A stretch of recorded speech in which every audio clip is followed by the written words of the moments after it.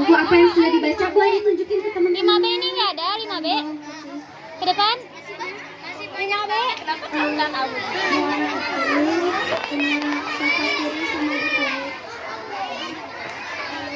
Bawang putih disuruh untuk bekerja keras, sedangkan bawang merah disuruh dimasak.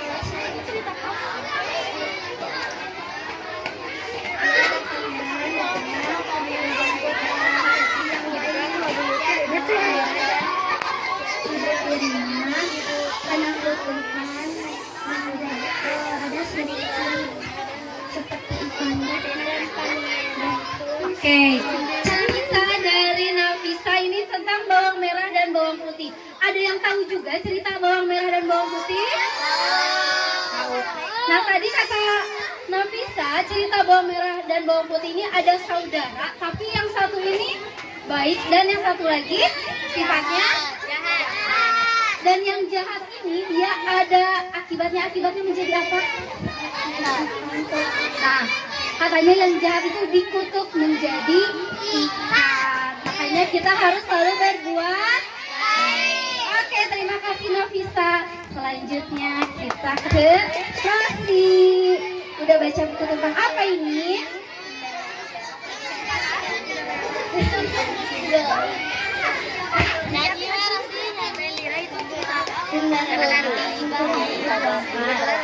Dan ibu bapaknya sudah meninggal dunia. Antara pun mendaftarkan ibu tiri kepada Cinderella. Dan ceritanya diuntungnya dua orang. Oke, kasih buah. Oh, boleh. Sangat iri kepada Cinderella disayangi oleh ayahnya. Siapa? Ini mana satu? Ibu tiri. Titik.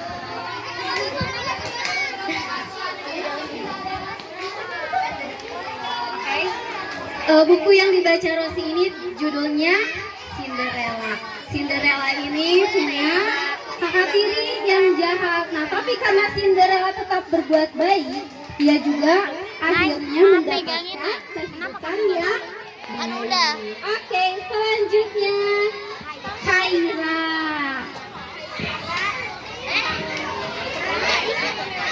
Putri Fania rajin. Apa dulu pertanyaan? Yang sudah saya baca. Buku yang sudah saya baca adalah Putri Fania yang rajin berolahraga. Buku ini menceritakan tentang Putri Fania, Putri Ica, dan juga Kakanda Serla. Putri Fania rajin berolahraga.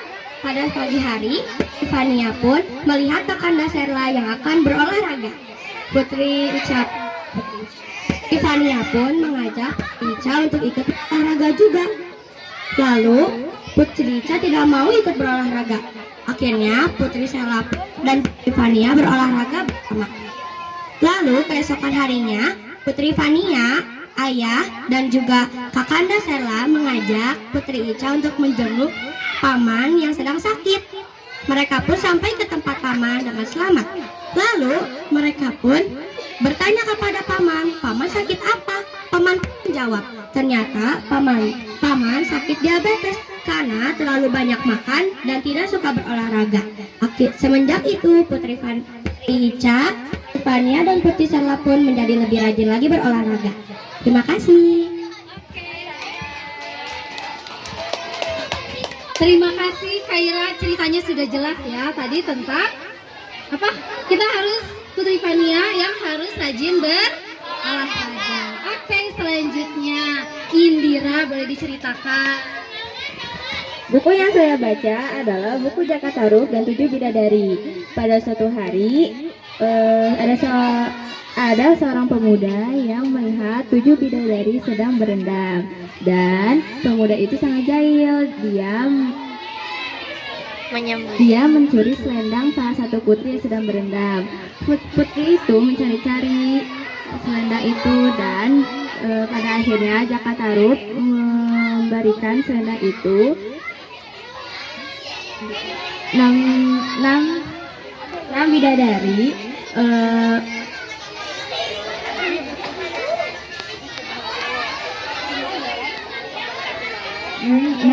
enam bidadari tersebut naik ke khayalan, tetapi satu putri itu tertinggal karena selendang yang dia pakai diambil oleh Jakatarut. Lalu Jakatarut suka kepada salah satu putri itu, lalu Jakatarut pun menikahi putri itu. Pada suatu hari, seketika putri sedang memasak, Jakatarut putri melihat sebuah selendang yang Jakatarut sembunyikan, dan dia pun pergi ke khayalan dan kecewa dengan Jakatarut. Oke, terima kasih Indira. Jadi tadi ceritanya tentang apa? Jakatarut dan 7 bidadari. Pada akhirnya Jakatarut menikahi salah satu putri bidadari. Makanya kita jangan mengecewakan Orang. Oke, selanjutnya di sini ada teman kita. Di sana. Ini sama ini di pojok.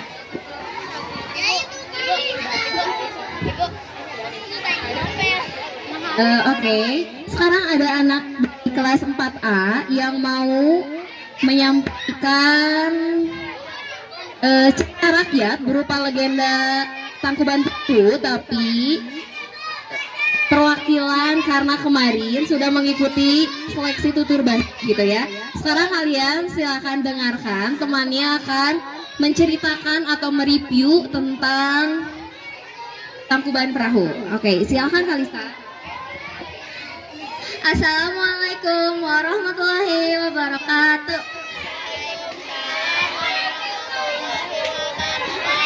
Hai teman-teman, gimana kabarnya? Kok malas? Kok gak kedengeran? Sekali lagi deh. Hai teman-teman, gimana kabarnya?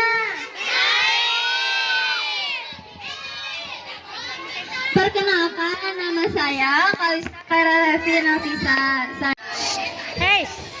Pada kesempatan hari ini, saya akan bercerita tentang berjudul Cerita Rakyat Tangkuban Perahu, Sangkuriang, dan Dayang Sumbi.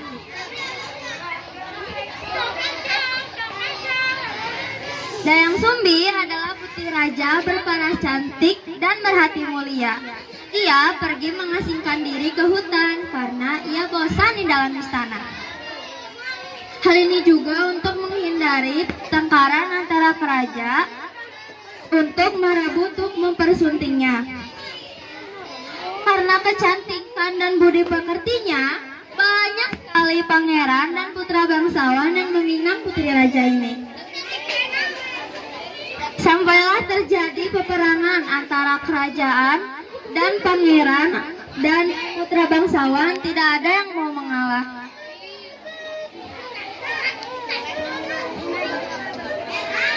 Ia mohon kepada ayahnya untuk mengasingkan diri ke hutan. Terus ayahnya pun merestui permohonan anaknya. Ia di hutan ditemani oleh seekor anjing jantannya yang bernama Tumang. Untuk kebutuhan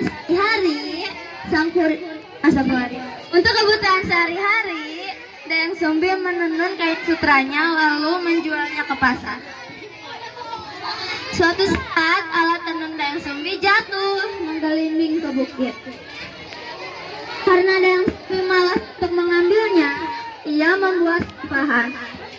Siapa yang bisa mengambil alat tenunku, jika itu perempuan akan kujadikan saudaraku, dan jika itu laki-laki akan kujadikan suamiku. Tumang adalah tulisan seorang dewa. Mendengar Dayang Sumbi, ia bergegas untuk mengambil alat tenun Dayang Sumbi lalu mengembalikannya. Tanpa pikir panjang, Dayang Sumbi pun langsung menikahi Sangkuriang, dan mereka kedua pun mempunyai anak laki-laki yang bernama Sangkuriang. Kuryang kecil itu sangat mahir berburu. Ia berburu menggunakan tombak dan anak panahnya. Dan sang kuryang kecil pun tak tahu bahwa itu siapa ayahnya. Suatu pagi seperti biasa, sang kuryang pergi berburu bersama Tumang. Lihat Tumang, ada seekor yang gemuk. Sang kuryang pun mengeluarkan anak panahnya lalu menembakinya. Namun sayang tidak mengenai 2 ekor rusa itu, tapi mengenai salah satu ekor rusa. Cepat Tumang, kejarlah mereka dan gigit kakinya supaya tidak bisa lari lagi. Tumang dalam hati berkata, ia sebenarnya tidak suka jika putranya membunuh hewan-hewan hutan. Tapi dia mempunyai akal, ia pura-pura mengejar rusa itu dan kembali tanpa hasil. Payah, seharusnya kau bisa menangkap dengan mudah, gerutu sang kuryang. Karena kuryang sangat kecewa, akhirnya kuryang pun mengusir Tumang. Anjing tua, pergilah kau jauh-jauh dariku, kau sudah tidak berguna lagi. Andai saja ia tahu bahwa Tumang adalah ayahnya, mungkin dia tak akan mengusirnya dengan begitu saja. Dan dengan sedih hati, Tumang pergi meninggalkan sang kuryang. Sesampainya di rumah, sang kuryang pun bercerita kepada ibunya. Bu, aku hampir saja mendapatkan 2 ekor rusa, tetapi gara-gara Tumang aku menjadi gagal. Dan Sumi pun terkesiap dan menengok keluar. Di mana Tumang sekarang? Sudah aku usir, Bu, karena ia sudah tidak berguna lagi. Dan Sumbi sangat marah mendengar jawaban sang kuryang. Apa? Sang kuryang, kamu berani-berani sekali mengusir Tumang. Dengan sangat marah, dan Sumbi pun memukul kepala sang kuryang menggunakan centong masing. Saking kerasnya, kepala sang kuryang pun luka dan berdarah. Dengan sedih dan kecewa, sang kuryang berkata, "Mengapa ibu memukulku demi seekor anjing?" katanya. Dan nama saya Sabrina Kirana, saya dari kelas 5B, saya sekolah di SDN Atenda 1. Di sini Sabrina akan menceritakan sebuah cerita yang berjudul Kancil dan Patani. Pada suatu hari, Kancil lagi beristirahat di bawah pohon yang Teduh. Terus teman-teman Kancil terkejut dan teman-teman Kancil berteriak, kebakaran. Kancil langsung berlari pada 1000 langkah dan Kancil lapar. Dan di situ dia mempunyai ide untuk mengambil timun di kebunan Patani. Dan dia makan sebanyak-banyaknya. Dan dia kepikiran, aku tidak usah kemana-mana lagi karena di sini banyak makanan. Dan seperti biasa, Patani datang untuk menancapkan timun tersebut. Dan Patani terkejut melihat Kancil yang sedang makan. Si Kancil tersebut meminta maaf karena Kancil memakan timun-timunnya tanpa izin. Dan